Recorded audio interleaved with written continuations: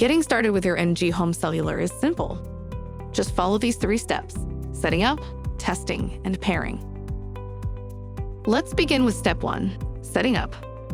First, ensure the AC power adapter is securely connected to the back of the MGHome Cellular device.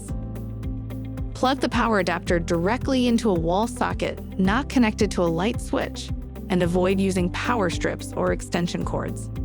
After the power is connected, press the red power button located on the back of the device, near the power cord, to turn it on.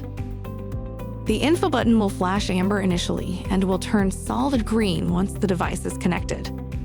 When connected to the network, the device will verbally confirm by stating "device ready."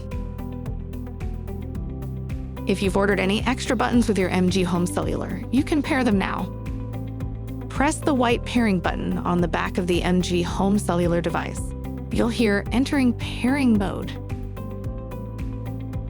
Press and hold the button on your pendant or wrist button for 3 seconds to connect it to the device.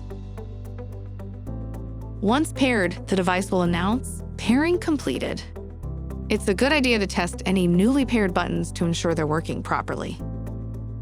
Now that your MGHome Cellular is on and your pendants are paired, let's move to step 3, testing the device and any pendants. Make sure you have all buttons and pendants that need to be tested, and stay within range of the MGHome Cellular device. Press and hold the info button until you hear the audio, "Release for testing device." During this time, if the button is released, the device will state "entering test mode." Press the help button to connect to the test center.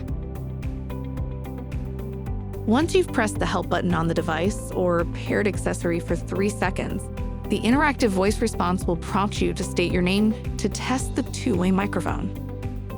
When the test call is complete, the device will verbalize "call complete." If a live operator answers, let them know this is just a test. Remember to wait at least 1 minute between each test. And that's it. Your MGHome Cellular device is now set up and ready for use.